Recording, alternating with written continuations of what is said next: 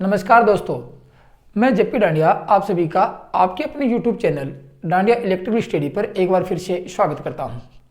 दोस्तों, आज के इस वीडियो में देखेंगे कि लैप वाइंडिंग का डेवलपमेंट डायग्राम बनाते समय किन किन बातों को ध्यान में रखा जाता है, या फिर ये कह सकते हैं कि लैप वाइंडिंग हो या वेव वाइंडिंग हो, दोनों का डेवलपमेंट डायग्राम बनाएंगे तो सबसे इंपॉर्टेंट पॉइंट कौन से होते हैं, या फिर आज के वीडियो में स्पेशल देखेंगे कि लैप वाइंडिंग को जब आर्मेचर पे स्थापित करेंगे तो किन किन शर्तों को पूरा किया जाता है, जिससे कि काफ़ी क्वेश्चन एग्जाम में आ चुके हैं और लगभग आने की संभावना रहती है।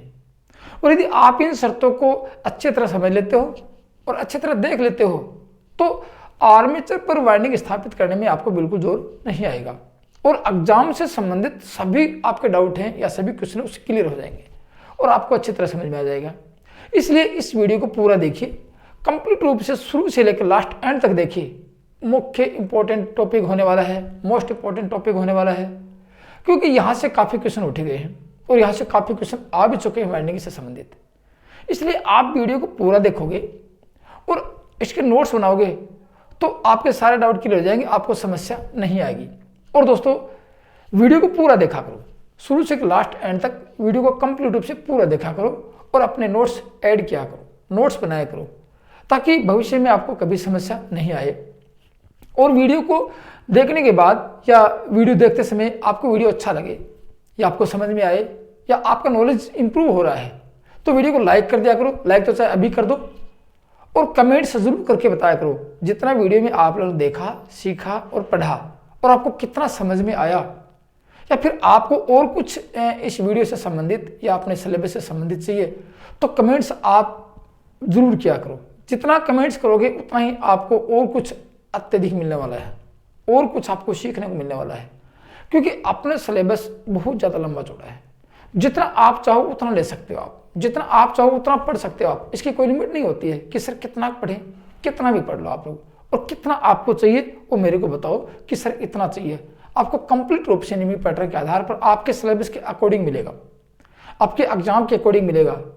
से ऑल इंडिया में किसी भी प्रकार की इलेक्ट्रीशियन से संबंधित एग्जाम दोगे तो नहीं समस्या आएगी, आपको बिल्कुल भी समस्या नहीं आएगी। लेकिन आप वीडियो को लाइक किया करो और कमेंट्स जरूर किया करो और अपने दोस्तों में जरूर शेयर किया करो, ताकि और किसी अपने दोस्त का भी इसमें पढ़ाई में इंप्रूवमेंट हो जाए और अच्छी खासी समझ अपनी पढ़ाई हो जाए।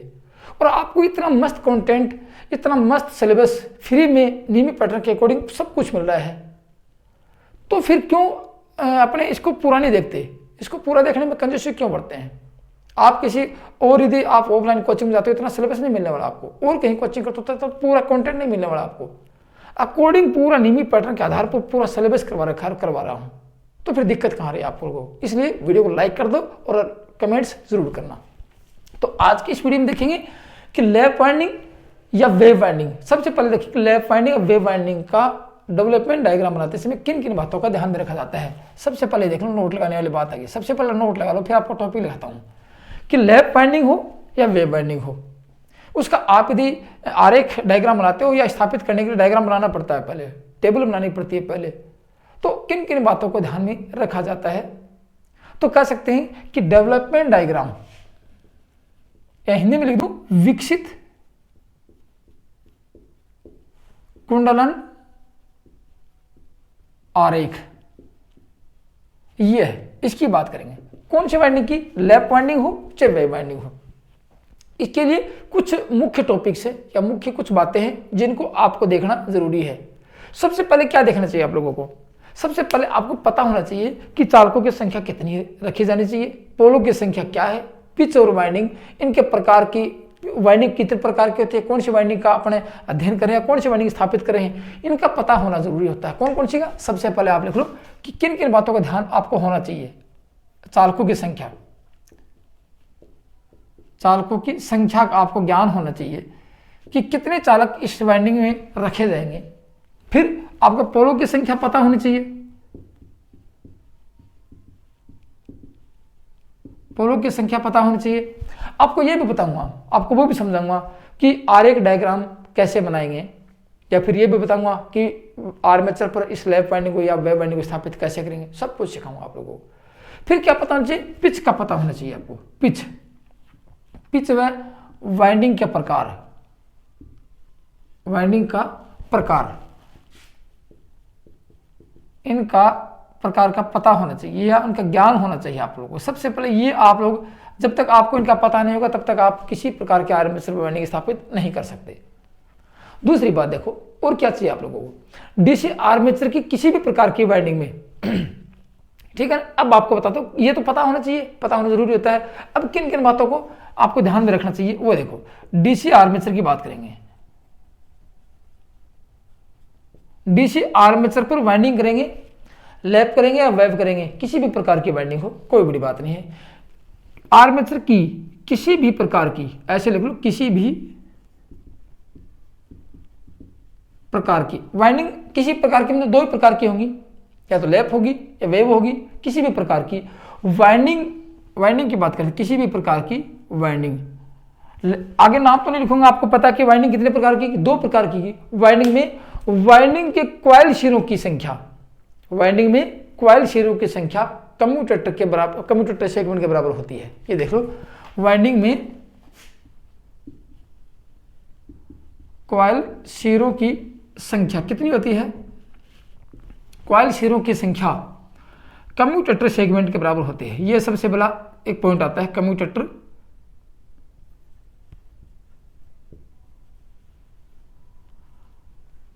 सेगमेंट के बराबर होती है। ये याद रखना बात। किसी भी प्रकार की वाइंडिंग करोगे तो वाइंडिंग में कम्यूटेटर सेगमेंट कितने होंगे या कॉइल के शिरों की संख्या कितनी होगी, दोनों की संख्या बराबर होती है। ठीक है। अब आप ये देखना कि कॉइलों की संख्या और स्लॉट की संख्या, ठीक है ना, कॉइलों की संख्या और स्लॉट की संख्या में क्या होना चाहिए, कितना अंतर होना चाहिए, वो भी देखना जरूरी होता है। तो कॉइलों की संख्या, अब मानेंगे 24 स्लॉट हैं तो 24 कॉइल नहीं आएंगे, 24 कॉइल से अधिक हो सकती है या कम हो सकती है, मतलब अधिक रहेगी, कम तो होने का बराबर है, बराबर हो सकती है। कॉइल की संख्या या डबल लेयर वाइंडिंग होगी, सिंगल लेयर वाइंडिंग होगी, ट्रिपल लेयर वाइंडिंग होगी, जो भी वाइंडिंग होगी, स्लॉट की संख्या तो निर्धारित है। जैसे किसी आर्मेचर में 12 स्लॉट है तो स्लॉट की संख्या निर्धारित है। अब वाइंडिंग कितनी रखी जाएगी, उसको कॉइल कितनी रखी जाएगी, वो भी डिपेंड करता है कॉइल के ऊपर, जो कॉइल की वाइंडिंग होती है वाइंडिंग के प्रकार के आधार पर। तो कॉइल की संख्या स्लॉट की संख्या से कई गुना होती है, याद रखना। कॉइल की संख्या, इसमें क्या होती है, कॉइल की संख्या, कॉइल की संख्या स्लॉट की संख्या से, स्लॉट्स की संख्या से कई गुना अधिक होती है। ये आपको मुख्य मुख्य बातें बता रहा हूं, अधिक होती है। अब कई गुना कितनी अधिक होती है वो वाइंडिंग का प्रकार देखा जाएगा। अब बात करते हैं कम्यूटेटर सेगमेंट और इसमें स्लॉट की संख्या। अब किन की बात करेंगे, कम्यूटेटर सेगमेंट और स्लॉट की संख्या में कितना अंतर होता है, ये वाइंडिंग का प्रकार बताएगा आप लोगों को। जैसे कि अपने बात करते हैं, एक सिंगल लेयर वाइंडिंग की बात करते हैं, किसकी, सिंगल लेयर वाइंडिंग की बात करते हैं। इसमें आती है single layer winding. Single layer winding मतलब एकल परत है, एकल परत वाइंडिंग की बात करते हैं। अब एकल परत वाइंडिंग में कितने स्लॉट होने चाहिए या कितने स्लॉट होते हैं, और फिर उसमें सेगमेंट की संख्या क्या होती है। तो एकल परत वाइंडिंग में स्लॉट की संख्या कम्यूटेटर सेगमेंट की संख्या से 2 गुना होती है। याद रखना, एकल लेयर या एकल परत या सिंगल लेयर वाइंडिंग में स्लॉट की संख्या कम्यूटेटर सेगमेंट की संख्या से 2 गुना होती है। ये काफी बार प्रश्न पूछा जाता है, सिंगल लेयर वाइंडिंग में स्लॉट की संख्या कितनी होती है या कम्यूटेटर सेगमेंट की संख्या कितनी होती है। तो एक सिंगल लेयर वाइंडिंग में कितनी होती है, स्लॉट की संख्या, स्लॉट की संख्या कम्यूटेटर सेगमेंट से 2 गुना अधिक होती है, 2 गुना अधिक होती है। एक तो ये छोटे छोटे क्वेश्चन हैं जो ध्यान नहीं रखते लेकिन काफी बार पूछे जाते हैं, समझ गए। एक तो ये पूछा है। और इधर डबल लेयर वाइंडिंग की बात करें, डबल लेयर वाइंडिंग की बात करें तो स्लॉट की संख्या कम्यूटेटर सेगमेंट के बराबर होती है। बस 2 चीजें रखना, आप इसको डबल मत कर देना कि डबल लेयर वाइंडिंग में डबल कर दोगे, जैसे मैंने 2 गुना लिखी है। सिंगल लेयर वाइंडिंग में डबल होती है, लेकिन डबल लेयर वाइंडिंग की बात करते हैं या इसमें डबल लेयर की, डबल लेयर वाइंडिंग की बात करते हैं, दोहरा परत वाइंडिंग की बात करते हैं। इसमें क्या होता है, स्लॉट की संख्या, स्लॉट्स की संख्या की बात करते हैं, स्लॉट की संख्या की बात करेंगे तो कितनी होगी, कम्यूटेटर सेगमेंट के बराबर होती है, यह याद रखना। कम्यूटेटर सेगमेंट की संख्या के बराबर होती है, संख्या के बराबर होती है। ये कुछ मुख्य बातें थी किसमें, इस वाइंडिंग का विकसित कुंडल आरेख बनाएंगे तो ये बातें आपको ध्यान रखेंगे। ये आपको जब आप उस कम्यूटेटर को देखोगे तो आपको ये बातें नजर आएंगी। वाइंडिंग आपको पता होगा, चालकों की संख्या पता होनी चाहिए, पोलों की संख्या पता होनी चाहिए, पिच का प्रकार पिच आपको पता होना चाहिए। और पिच का यदि ध्यान नहीं आप लोगों को तो आप आर्मेचर पर वाइंडिंग स्थापित नहीं कर सकते। पिच की गणना कैसे करेंगे, कितनी पिच होनी चाहिए, कौन कौन सी पिच होनी चाहिए, पिच के ऊपर ही सब कुछ टिका होता है। इसलिए आपको मैंने पहले बताया कि वाइंडिंग का जितना वीडियो देखोगे आप लोग, वो आपको सब कुछ ध्यान में होना चाहिए, तब जाके आपको कहीं वाइंडिंग का वीडियो देखोगे तो आपको पीछे की बातें सारी ध्यान में होनी चाहिए, जैसे कि पिच क्या है और मैंने आपको बताया वो सारी चीज क्या है। अब आपको दिखाता हूं लैप वाइंडिंग को स्थापित करते समय कौन कौन की शर्तें होती हैं जिसके अनुसार आप लैप वाइंडिंग स्थापित कर सकते हो। अब मैं दिखाता हूं लैप वाइंडिंग की शर्तें। ये तो कुछ मुख्य बातें थी जो आपको मैंने बताई है। अब लैप वाइंडिंग की शर्तें बताता हूं आप लोगों को मैं, कौन कौन सी शर्तें आपको या होनी चाहिए या किन किन बातों का देखना अनिवार्य है या कितनी होनी चाहिए, उनको ध्यान में रखना जरूरी है। तो क्या लिखेंगे, लैप वाइंडिंग की शर्तें लिखेंगे, लैप वाइंडिंग की शर्तें, ये देखना जरूरी है, अन्यथा आप वाइंडिंग स्थापित नहीं कर सकते, उसका डायग्राम नहीं बना सकते। तो क्या condition for lap winding, condition for lap winding, और मुख्य इंपॉर्टेंट टॉपिक भी यही है, ठीक है, मुख्य इंपॉर्टेंट टॉपिक भी यही है। और इन्हीं में से एग्जाम में लगभग क्वेश्चन पूछे गए हैं। यदि आप किसी डीसी मशीन का अध्ययन करते हो या डीसी आर्मेचर या डीसी जनरेटर, डीसी मोटर की बात करते हो और आपसे लैप वाइंडिंग के बारे में पूछा जाता है, तो लैप वाइंडिंग पीछे पढ़ा भी चुका हूं मैं कि उसको स्थापित करते समय किन किन बातों का ध्यान रखना चाहिए। आज फिर पढ़ा रहा हूं क्योंकि ये जो टॉपिक आज 8 से 10 टॉपिक, 8 से 10 पॉइंट बताऊंगा जो कि पीछे के पढ़े हुए सबका एक निष्कर्ष निकल के आता है। पीछे जो आपने पढ़ा है, अभी तक 4 वीडियो आपने देखे हैं, उनमें से निष्कर्ष निकल के आता है कि आप लोगों ने क्या क्या पढ़ा, उन सबका निष्कर्ष आता है। बाकी ऑलरेडी पढ़ा चुका हूँ।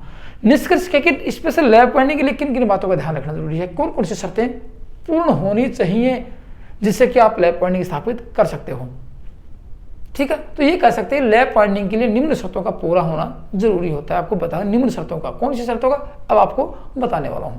तो कौन कौन सी शर्त होनी चाहिए, पहली शर्त सुनो, एक एक धीरे धीरे लिखना और समझना, समझने के बाद आप अच्छी तरह से लिख पाओगे और एक क्वेश्चन का आंसर भी दे पाओगे। जैसे कि फ्रंट पिच और बैक पिच, ठीक है ना, फ्रंट पिच और बैक पिच और पोल पिच तीनों बराबर होनी चाहिए, याद रखना। कौन कौन सी, लैप वाइंडिंग में फ्रंट पिच, बैक पिच और पोल पिच तीनों लगभग बराबर होती हैं। तो लिख सकता हूं यहां इस वाइंडिंग की पहली शर्त कि फ्रंट पिच, शॉर्ट में तो मैं नहीं लिखूंगा, आपको ध्यान रखना, शॉर्ट में लिख दूंगा तो आपको समझ में आएगी। फ्रंट पिच, फ्रंट पिच को हिंदी में अग्र पिच कहते हैं। फिर आपको पता है कि फ्रंट पिच को वाई एफ से दर्शाते हैं। एक पिच ये, दूसरी है फ्रंट पिच और बैक पिच, बैक पिच इसको वाई बी से दर्शाते हैं। मैं ऑलरेडी सबको लिखा चुका हूं। इसको ये अग्र पिच है, ये पश्च पिच है, याद रखना, ये अग्र पिच है और ये पश्च पिच है। और तीसरी आती है आपकी पोल पिच, पोल पिच। इनकी परिभाषा, इनकी विशेषताएं और इनकी गणना करना आपको पीछे में इनके फॉर्मूले सहित समझा चुका हूं। यदि अब भी आपको नहीं पता है तो पिच का वीडियो अवश्य देखना और उनको समझना, आपको अच्छी तरह समझ में आ जाएगा, ठीक है। इसको कहते हैं हिंदी में ध्रुव पिच। तीनों लगभग बराबर होती हैं, तीनों लगभग बराबर होती है, कुछ रियर केस में बराबर नहीं भी होती हैं, तीनों लगभग बराबर होती हैं। कौन से में, लैप वाइंडिंग में बराबर होती हैं। जैसे वाई एफ बराबर वाई बी बराबर और वाई पी लगभग, एक तो ये याद है, लगभग तीनों बराबर होती हैं। अब लैप वाइंडिंग के लिए दूसरी शर्त क्या रहेगी, देखो लैप वाइंडिंग के लिए दूसरी शर्त याद रखना। मैंने आपको बताया कि मुख्य रूप से आपको पिच 2 मिलेंगी, एक फ्रंट पिच मिलेगी, एक बैक पिच मिलेगी। दोनों के दोनों फ्रंट पिच व बैक पिच कैसे होंगी, विषम संख्या में होंगी, याद रखना। दोनों के दोनों पिच विषम संख्या में होंगी, ये लैप वाइंडिंग में होता है। विषम संख्या कौन कौन सी, 1 3 5 7, ये 1 3 5 7 9 11 13 15 17 19 21, ये सारी की सारी विषम संख्याएं हैं। समझ गए? ये आपको समझाने की जरूरत नहीं है कि विषम संख्याएं कौन कौन सी होती हैं और सम संख्याएं कौन कौन सी होती हैं। फिर भी आपको बता दूं, जिसमें 2 का भाग पूरा जाता है वह सम संख्याएं होती हैं, जिसमें 2 का भाग पूरा नहीं जाता है वह विषम संख्याएं होती हैं। ये छोटी छोटी बातें हैं जो आपको ऑलरेडी पता होती हैं। ठीक है, तो क्या होता है कि इसमें दूसरी शर्त, लैप वाइंडिंग की दूसरी शर्त क्या रहेगी, याद रखना। ये सारी की सारी बातें एग्जाम में आ चुकी हैं वाइंडिंग के चैप्टर से संबंधित, और आपको ध्यान में भी होनी चाहिए। तो लिख सकते हैं फ्रंट पिच, मैं शॉर्ट पे लिख दूँ, नाम मैंने सबका लिखा है front pitch YF and YB, याद रखना। शॉर्ट में लिखा मैंने YB ये है और YF ये है, दोनों शॉर्ट में लिखे। YF फ्रंट पिच व YB बैक पिच विषम संख्या में होते हैं, विषम संख्या में हों, ये याद रखना, विषम संख्या में होते हैं या विषम संख्या में हों। दूसरे नंबर का पॉइंट आता है, क्योंकि लैप वाइंडिंग यदि आप स्थापित करोगे तो ध्यान रखना लैप वाइंडिंग लगभग ये विषम संख्या में होते हैं और ये तीनों लगभग बराबर के बराबर होती है। अब आप कहोगे सर सिंप्लेक्स लैप वाइंडिंग होती है, डुप्लेक्स लैप वाइंडिंग होती है, ट्रिप्लेक्स लैप वाइंडिंग होती है, मल्टीप्लेक्स लैप वाइंडिंग होती है, तो उनमें भी ये कंडीशन आती है? नहीं, कंडीशन बदल जाती है। तो देखना क्या होता है, सिंप्लेक्स लैप वाइंडिंग में बैक पिच व फ्रंट पिच में 2 का अंतर होना चाहिए, बस ये याद रखना। यदि आप स्थापित करोगे वाइंडिंग को इसमें आर्मेचर पे स्थापित करेंगे तो ये चीज़ें अवश्य होती हैं। तो लिख सकते हैं, यहाँ पे कह सकते हैं सिंप्लेक्स लैप वाइंडिंग ये होती कौन सी, मैं आपको पहले पढ़ा चुका हूँ। सिंप्लेक्स और लैप, ड्यूप्लेक्स, प्रोग्रेसिव, अपने रिट्रोग्रेसिव, सबके बारे में अच्छी तरह समझा चुका हूँ। फिर भी यदि आपको कुछ कंफ्यूज है तो मेरे को कमेंट्स में लिख के बताना कि सर समझ में नहीं आया, फिर भी आपको अच्छी तरह समझाऊंगा। ठीक है, अब बात करते हैं सिंप्लेक्स लैप वाइंडिंग की। सिंप्लेक्स लैप वाइंडिंग में बैक पिच व फ्रंट पिच में 2 का अंतर होना चाहिए, याद रखना बात। कि 3 नंबर की शर्त बताता हूं, किसकी, लैप वाइंडिंग की शर्त। 3 नंबर की शर्त में क्या है, सिंप्लेक्स की बात करता हूं। सिंप्लेक्स लैप वाइंडिंग में, किसमें, सिंप्लेक्स लैप वाइंडिंग में बैक पिच, शॉर्ट में लिख रहा हूं आपको YB, ये क्या है, बैक पिच है, मैं आपको लिखा चुका हूं ये फ्रंट। ये अगर इसको हिंदी में लिखोगे तो लिखना पश्च पिच, और ये अग्र पिच लिखना चाहो तो, क्योंकि निमी शब्द है, और ये ध्रुव पिच, ये याद रखना बात। अब ये क्या है, सिंप्लेक्स लैप वाइंडिंग की बात कर रहे हैं। YB व YF ये फ्रंट पिच में कितने का अंतर होना चाहिए, में 2 का अंतर होना चाहिए। आपको कैलकुलेशन करके दिखाऊंगा आप लोगों को, ऐसी बात नहीं कैलकुलेशन नहीं करेंगे, मैं आपको पूरा एक क्वेश्चन बताऊंगा, उस क्वेश्चन के हिसाब से आप आरेख डायग्राम टेबल बना के दिखाऊंगा, फिर वाइंडिंग स्थापित करने का तरीका बताऊंगा, तब जाके कहीं लैप वाइंडिंग आपकी समस्या दूर हो जाएगी। तो ये सीख सकते हैं कि YB माइनस YF बराबर 2 किस में होता है, सिंप्लेक्स लैप वाइंडिंग में, ये आता कभी कभी। ये किस में होता है, सिंप्लेक्स लैप वाइंडिंग। अब देखो कितना अच्छा स्टडी मटेरियल चल रहा है आप लोगों की, फ्री ऑफ कॉस्ट चल रहा है, कोई भी पैसा लगने वाला नहीं है, सिर्फ आपको मोबाइल चालू करना या अपना नेट चालू करके इसी कंप्यूटर में देखना, नेट चला के यूट्यूब से देखना। आप लोग कितना अच्छा, मतलब कि फ्री ऑफ कॉस्ट नियमित पैटर्न के अकॉर्डिंग पूरा कंप्लीट सिलेबस चल रहा है।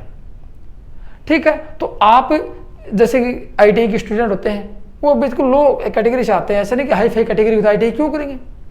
जिनके पास कोचिंग के पैसे देने के पैसे नहीं होते हैं, कोचिंग की फीस जमा कराने के लिए पैसे नहीं होते हैं, तो वो कहाँ जाएंगे।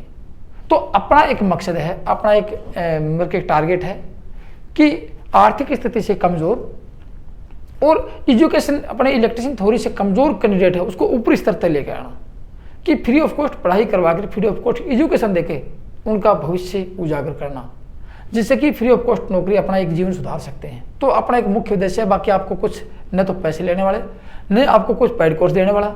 हाँ, ये आपकी इच्छा रहेगी कि आप कमेंट से लिख के बताओगे कि सर हमें ये चाहिए, आपको सब कुछ प्रोवाइड करवाऊंगा, लेकिन फ्री ऑफ कॉस्ट करवाऊंगा, कोई भी पैसा लगने वाला नहीं आप लोगों को। तो इतना अच्छा स्टडी मटेरियल चल रहा है, तो फिर आप इस वीडियो को ज़्यादा शेयर करो, और जितना कोर्स करवा दिया, जितना सिलेबस करवा दिया, उसको शेयर करके अपने दोस्तों को बताओ कि फ्री ऑफ कॉस्ट चल रहा है, सब कुछ एक नियमित पैटर्न के अकॉर्डिंग, एग्जाम के अकॉर्डिंग चल रहा है, ताकि भविष्य में आपको समस्या नहीं है कि एक बार नोट्स बना लेते हो तो। ठीक है, चलो ये तो बाद की बात है, चलो बाद में बात करेंगे। अब देखो अब ये कहोगे सर सिंप्लेक्स के बिना मल्टीप्लेक्स वाइंडिंग आती है, जैसे डुप्लेक्स आती है, ट्रिप्लेक्स आती है, जो भी वाइंडिंग आती है, जैसे आपको दिखाऊंगा डुप्लेक्स में कितना होना चाहिए, ट्रिप्लेक्स में कितना होना चाहिए, उसकी बात आती है। तो फिर वो कैसे करेंगे, जैसे कि डुप्लेक्स में, ट्रिप्लेक्स में या मल्टीप्लेक्स में जैसे कि बात करते हैं, कितने का अंतर, मैंने आपको बताया सिंप्लेक्स में 2 का अंतर होता है। तो यदि डुप्लेक्स की बात करें, डुप्लेक्स लैप वाइंडिंग की बात करता हूं, ध्यान रखना डुप्लेक्स लैप वाइंडिंग की बात करता हूं, सिंप्लेक्स की बात की कि वाई बी और वाई एफ में 2 का अंतर होना चाहिए। डुप्लेक्स में कितने का अंतर होना चाहिए, 4 का अंतर होना चाहिए, क्यों डबल हो गई नहीं है ये 2, इसको 2 से गुणा करते जाओ, 3 है तो 3 से गुणा कर दो, ठीक है ना। इसको करेंगे Y B minus Y F बराबर 2 है तो डुप्लेक्स 2 से गुणा कर दो, 4 का अंतर होता है, ठीक है। कितने का अंतर होगा, 4 का। और ट्रिप्लेक्स में 3 से गुणा कर देंगे। अब ट्रिप्लेक्स की बात कर लेता हूं मैं, ट्रिप्लेक्स की बात करता हूं, ट्रिप्लेक्स लैप वाइंडिंग की बात करता हूं। इसमें कितने का अंतर होता है, किसमें, बैक पिच और फ्रंट पिच में। तो Y B minus Y F बराबर 2 का अंतर तो सिंप्लेक्स है, 2 तो आएगा इंटू 3, ट्रिप्लेक्स की बात कर 3 बराबर 6 का अंतर होता है, याद रखना बात। तो कहने का मतलब ये रहेगा, यदि मल्टीप्लेक्स की बात करते हैं, कहने का मतलब ये कि जितने प्लेक्स, जितने लेयर जुड़ते जाएंगे, जितने लेक्स जुड़ते जाएंगे, उतने से उसको गुणा कर दिया जाएगा।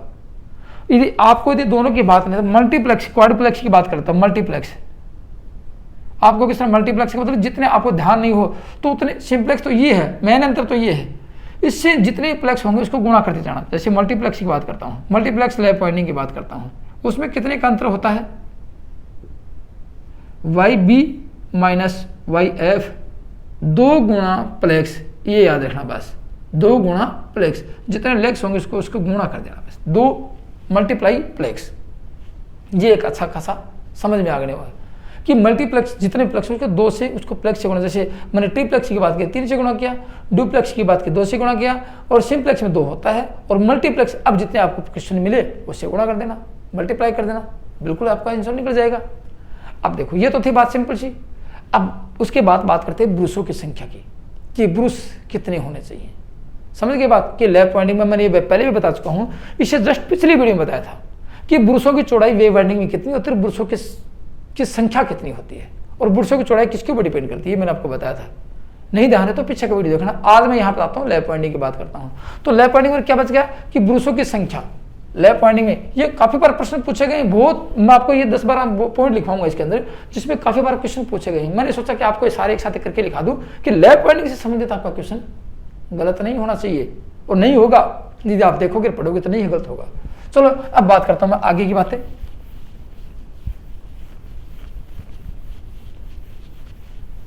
देखो अगला पॉइंट क्या रहेगा, ब्रूसों की संख्या पर रहेगा, जो कि एग्जाम की दृष्टि से बहुत इंपॉर्टेंट होते हैं पॉइंट सारे। ब्रूसों की संख्या कौन से, किसमें, लैप वाइंडिंग की बात कर रहा हूं, ब्रूसों की संख्या रहेंगी।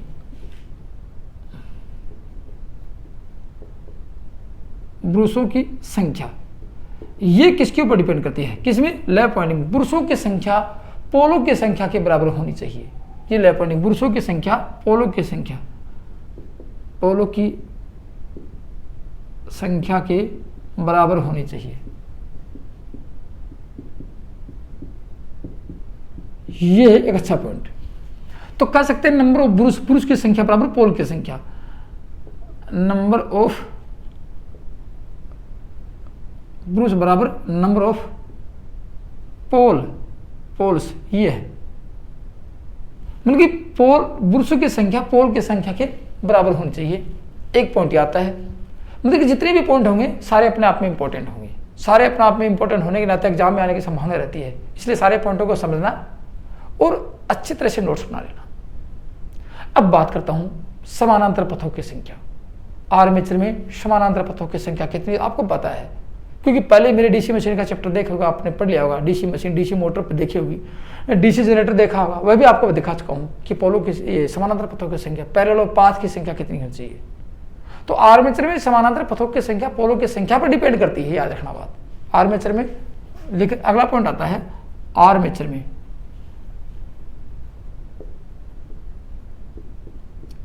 समानांतर पथों की संख्या। समानांतर पथों को किससे दर्शाते हैं भाई, समानांतर पथों की संख्या ए से दर्शाते हैं। आपने देखा होगा ना डीसी मशीन का यदि कैलकुलेशन, मेरे ईएमएफ का समीकरण देखा, फाई जेड NP/60 इंटू ए। तो ये ए क्या था, ये समानांतर पथों की संख्या थी। आज उस समानांतर पथों की संख्या से फिर बात करते हैं। समानांतर पथ, पैरेलल पाथ पथों की संख्या। पैरेलल पाथ को किससे दर्शाएंगे, ए की संख्या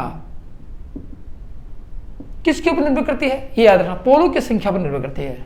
याद, पोलों की संख्या पर, किसमें, लैप वाइंडिंग में पोलों की संख्या पर निर्भर करती है, संख्या पर निर्भर करती है। ये अपने आप में एक अच्छा खासा पॉइंट है। मैंने बताया जितने पॉइंट आपको लिखाऊंगा लैप वाइंडिंग से संबंधित अपने आप में सारे इंपॉर्टेंट होंगे, ठीक है। तथा अब कहोगे सर पोलों की संख्या पर निर्भर करती है, तो किस वाइंडिंग में पोलों की संख्या, ये सिंप्लेक्स में पोलों की संख्या। अब कहोगे सर डुप्लेक्स आ गई, ट्रिप्लेक्स आ गई, तो कह सकते हैं तथा, एक बात और, ये सिंप्लेक्स क्या होता था, अब मैं उसका भी खुलासा कर देता हूं कि यदि मल्टीप्लेक्स वाइंडिंग आती है तो क्या होगा। तो कह सकते हैं प्लेक्स के मान पर, किसके ऊपर, प्लेक्स, कितने प्लेक्स होंगे, डुप्लेक्स, ट्रिप्लेक्स, क्वाड्रुप्लेक्स जो भी हुए, प्लेक्स के मान पर, याद रखना किसके ऊपर, प्लेक्स के मान पर भी निर्भर करती है। आगे समझ में, तो कह सकते हैं यहां पे ए बराबर पी, ये किसमें है, ए बराबर पी, ये किसमें, लैप वाइंडिंग में, सिंप्लेक्स लैप वाइंडिंग में ए बराबर पी होता है। यदि अब मल्टीप्लेक्स की बात करता हूं तो लिख सकता हूं यहां पे ए बराबर पी इंटू प्लेक्स। समझ गए, पी यहां पर क्या है, पोलों की संख्या, पी क्या है, पोलों की संख्या, ए क्या है, समानांतर पथों की संख्या, प्लेक्स क्या है, वाइंडिंग का प्रकार। ए बराबर पैरेलल पाथ, पैरेलल, और पी क्या है, नंबर ऑफ पोल, ये यहां पे। अब यदि सिंप्लेक्स है तो एक से गुणा, माना कि सिंप्लेक्स लैप वाइंडिंग की बात करें तो ए बराबर क्या होगा, पी इंटू एक।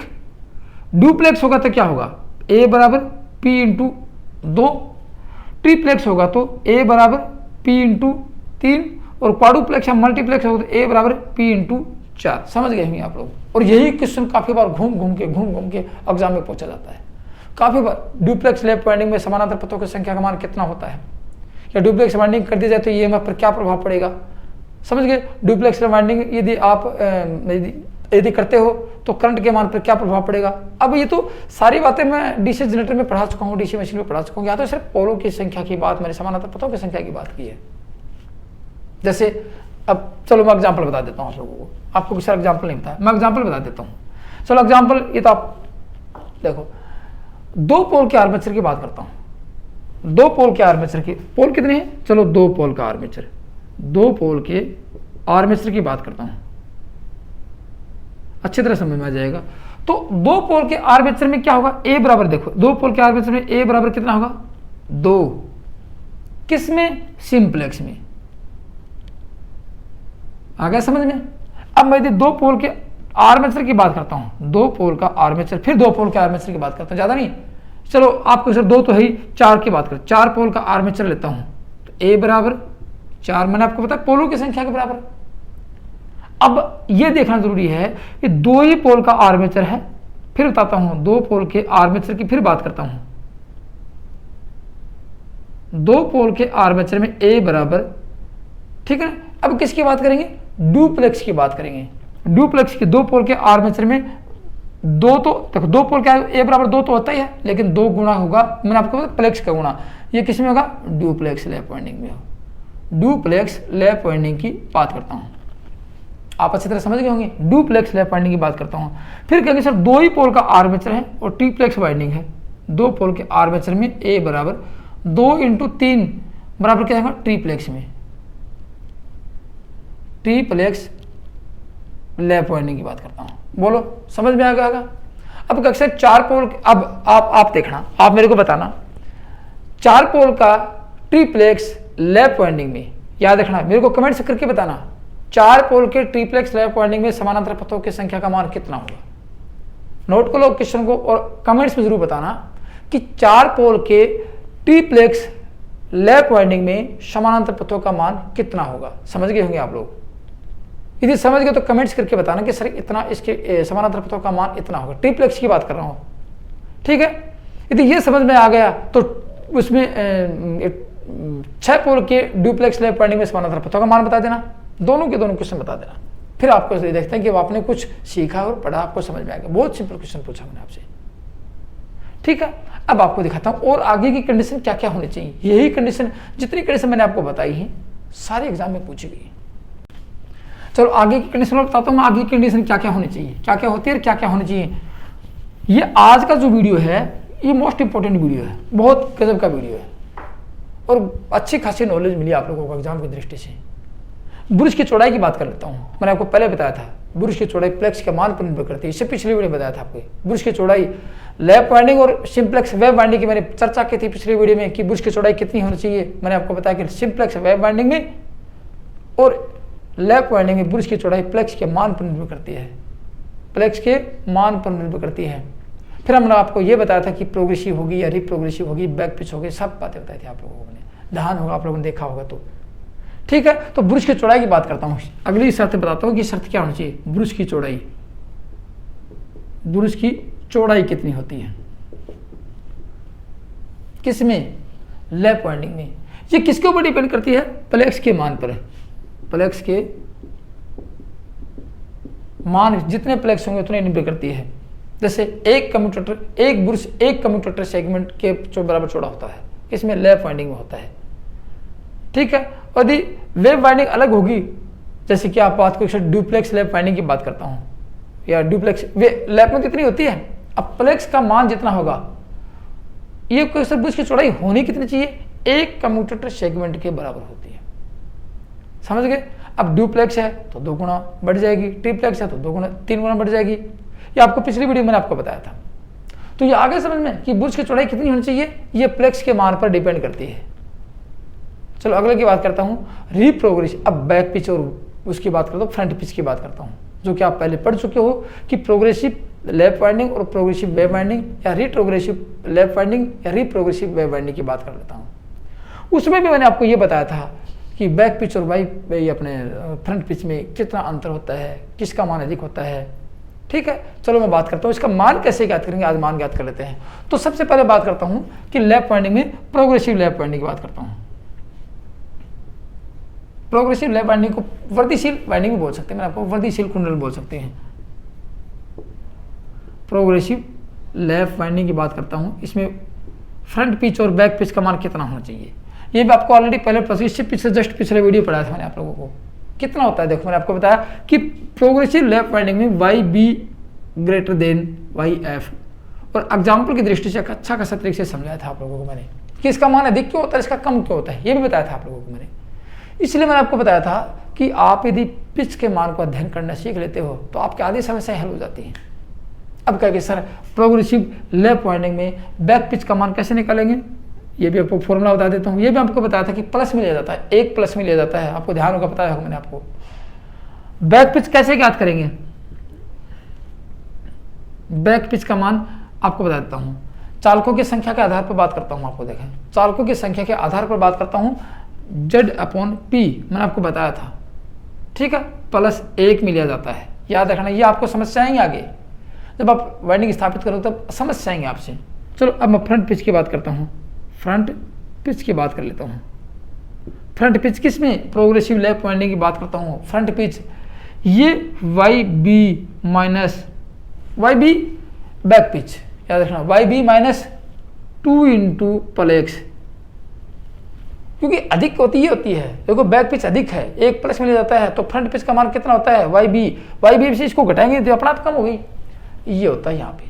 कितनी कम हो, देखो मैंने बताया कि YB का मान YF से अधिक होता है, YF का मान ये भी हो सकता है, आपको टेंशन लेने की जरूरत नहीं है, लेस देन YB, एक ही बात है दोनों की, कोई बड़ी बात नहीं, दोनों एक ही है। YF फ्रंट पिच का मान Y बैक पिच से कम होता है, कितना होता है, इतना कम होता है। पूछा जाए कितना कम होगा, इतना कम होता है, समझ गए। अब यहाँ का अक्षर Z क्या है, Z बराबर मैं लिख देता हूँ, Z बराबर चालकों की संख्या। Z क्या है, चालकों की संख्या। बोलो कोई समस्या है, समस्या हो तो फिर भी मेरे को बता देना कमेंट्स करके, सर समस्या आई। और P आप जानते ही हो, YB जानते हैं, प्लेक्स जानते हैं, P का मान P बराबर पोलों की संख्या है। तो अब मैं रिप्रोग्रेसिव वाइंडिंग की बात कर लेता हूँ, किसकी, रिप्रोग्रेसिव रेट्रोग्रेसिव की बात करता हूँ। एक ही बात है, रिप्रोग्रेसिव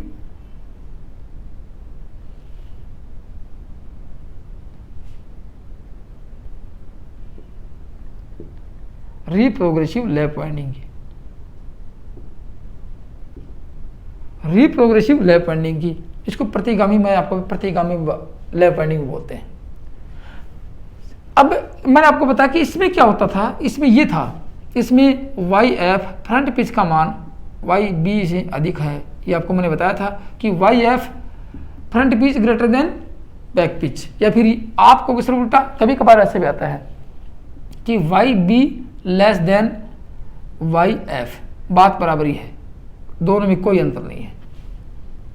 बिल्कुल समझ में नहीं आता तो आप अंतर समझ लेते हो, बाकी इसमें कोई बड़ा अंतर नहीं है। लेकिन अब यही कंडीशन पूछा जाए कि ये, अब देखो ये बैक पिच था, मान इसमें अधिक था तो इसको यहां प्लस में लिया, अब लेंगे फ्रंट पिच को।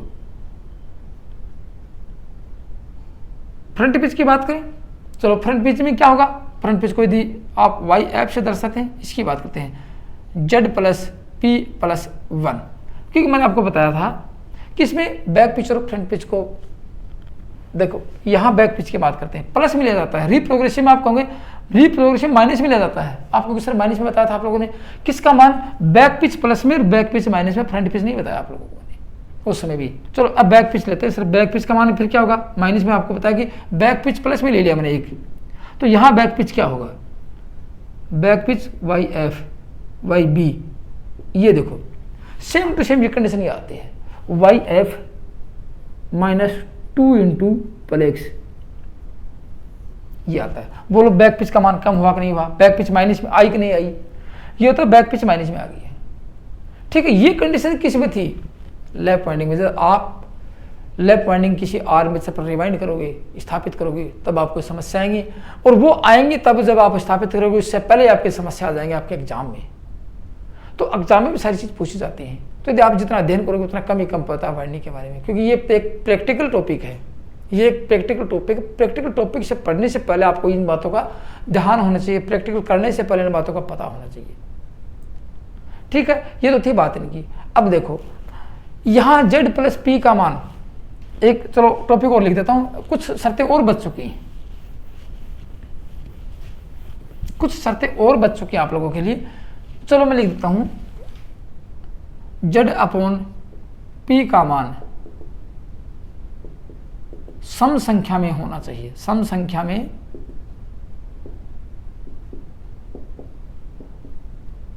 होना चाहिए, यह भी याद रखना।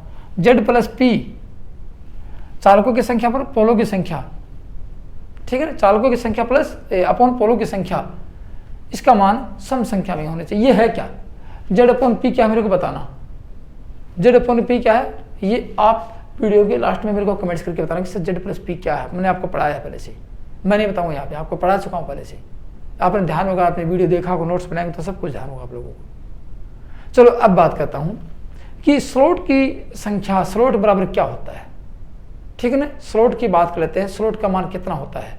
चलो स्लॉट की बात करता हूँ, स्लॉट कितना होना चाहिए, किस में, लैप वाइंडिंग में। स्लॉट की बात कर लेता हूँ, लैप वाइंडिंग स्थापित करते हो तो स्लॉट का मान कितना होना चाहिए, स्लॉट कितना होना चाहिए, 2 अच्छा ये भी आएगी लास्ट में कि सर सिंप्लेक्स की बात करें या डुप्लेक्स की या ट्रिप्लेक्स की या फोरप्लेक्स की, क्वाड्रप्लेक्स की बात करते हैं। चलो मैं यहाँ लिख देता हूँ, सिंप्लेक्स की बात कर लेता हूँ। सिंप्लेक्स सबसे पहले सिंगल लेयर की बात करता हूँ, ठीक है। 2 इंटू, ये भी थोड़ी देर पहले मैंने एक पॉइंट लिखवाया था, ध्यान को वो सेम टू सेम पॉइंट दोबारा रिपीट कर रहा हूँ, कम्यूटेटर सेगमेंट, कम्यूटेटर सेगमेंट। और कम्यूटेटर सेगमेंट किसके बने होते हैं, फिर वापस एक क्वेश्चन को रिपीट करता हूँ यहाँ पे बीच में, कम्यूटेटर सेगमेंट किसके बने होते हैं, ध्यान नहीं है तो देख लेना, मैं बता देता हूँ, हार्ड आयरन कॉपर के कर्षित कठोर तांबे से बने होते हैं, और प्रत्येक सेगमेंट के बीच में माइका का इंसुलेशन होता है कंप्यूटर, ठीक है, इसलिए कम्यूटेटर के सेगमेंट के बीच में माइका होती है। और ये मैंने आपको बताया कम्यूटेटर सेगमेंट। अब स्लॉट की संख्या कितनी थी आर्मेचर पे, 2 इंटू कम्यूटेटर सेगमेंट, किसमें, सिंगल लेयर में, सिंगल लेयर वाइंडिंग में ये होती है यहाँ पे। अब स्लॉट की संख्या फिर बात करता हूँ आपको, स्लॉट की संख्या यदि आप डबल लेयर की बात करते हैं, डबल लेयर की बात करें, थोड़ी देर जस्ट पहले लिखा था आप लोगों को मैंने, फिर वापस रिपीट हो गया, ये कम्यूटेटर सेगमेंट के बराबर होती है, कम्यूटेटर सेगमेंट के बराबर होती है यहाँ पे। बोलो फिर दोबारा रिपीट हो गया क्वेश्चन, चलो कोई बात नहीं, ये लगभग आपकी लैप वाइंडिंग को स्थापित करने से पहले शर्तें थी। अब आपको ये देखना जरूरी है, आपने पहले ही पढ़ा होगा और क्वेश्चन काफी बार पूछा गया है, आपके एग्जाम में क्वेश्चन काफी बार पूछा गया है कि लैप वाइंडिंग का प्रयोग कहाँ किया जाता है या किस लिए लैप वाइंडिंग स्थापित की जाती है, ठीक है, या फिर लैप वाइंडिंग आर्मेचर किस मशीन में प्रयोग किया जाता है, काफी बार पूछा गया है ना। चलो फिर बता देता हूँ, क्योंकि मैं सारे क्वेश्चन पुटअप कर दिए मैंने आपके यहाँ पे, किसी प्रकार की समस्या नहीं आएगी लैप वाइंडिंग से, तो फिर एक क्वेश्चन और बच गया मेरे ध्यान में आ गया कि lap winding low voltage high current के लिए प्रयोग की जाती है। नोट लगा के नीचे लिखो, नोट लगा के लिख लो। लैप वाइंडिंग की बात करता हूँ, चाहे वो सिंप्लेक्स हो, डुप्लेक्स हो, ट्रिप्लेक्स हो, क्वाड्रुप्लेक्स हो, कोई भी हो, lap winding low voltage, Hindi में कम वोल्टेज, कम वोल्टता और हाई करंट है,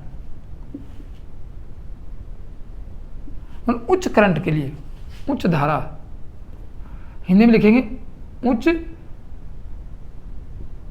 धारा, समझ गए। लो वोल्टेज हाई करंट, या फिर कह सकते हैं कम वोल्टता उच्च धारा के लिए स्थापित की जाती है, प्रयोग की जाती है, या आर्मेचर या मशीन में की जाती है। एक ही बात है, आप लिख लेना कि धारा के लिए प्रयोग की जाती है, यूज की जाती है। अब आइए यहाँ पे आर्मेचर नाम आ गया कि कम लैप वाइंडिंग आर्मेचर का प्रयोग कहाँ करें, लैप वाइंडिंग वाले आर्मेचर का प्रयोग कहाँ करेंगे, लो वोल्टेज हाई करंट की मशीन में कर सकते हैं, या उसके लिए स्थापित कर सकते हैं, या उसके लिए प्रयोग कर सकते हैं, ठीक है, के लिए यूज की जाती है या स्थापित की जाती है, या एक ही बात है, आपको सर परीक्षा में पता नहीं कौन सा स्थापित करती है, यूज की जाती है, प्रयोग की जाती है, या फिर कह सकते हैं कि इस प्रकार के आर्मेचर का इस प्रकार की मशीन में प्रयोग किया जाता है। और ये आपके क्वेश्चन में काफी बार पूछा गया है, इस प्रकार की मशीन कौन सी होती है, इस प्रकार की मशीन कौन सी होती है, डिफरेंशियल कंपाउंड जनरेटर की बात करता हूँ, वहीं यह प्रयोग होता है, या आर्क वेल्डिंग जनरेटर सेट में बात करता हूँ, वह इसका प्रयोग, वहाँ वोल्टेज का मान कम होता है, धारा का मान बहुत अत्यधिक होता है। आर्क वेल्डिंग जनरेटर में कर सकते हैं इसका प्रयोग, मैंने आपको बताया, आर्क या वेल्डिंग जनरेटर सेट में कर सकते हैं, वही अलग अधिकतर इसका प्रयोग होता है। डिफरेंशियल कंपाउंड जनरेटर में कर सकते हैं, वही इसका अधिक प्रयोग होता है। तो दोस्तों ये जितना लैप वाइंडिंग की मैंने शर्तें लिखाई ये काफ़ी इंपॉर्टेंट थी, तो कितना आपको समझ में आया, कितना आपकी याद था, और मेरे को कमेंट से करके बताना, और वीडियो को लाइक करना और शेयर करना। तो दोस्तों आज के वीडियो में इतना ही था, किसी प्रकार की त्रुटि हुई हो या आपको समझ में नहीं आया और आप इससे और अधिक क्या पढ़ना चाहते हो मेरे को कमेंट्स में लिख के जरूर बताना। तो दोस्तों आज की वीडियो में इतना ही था, थैंक यू, धन्यवाद।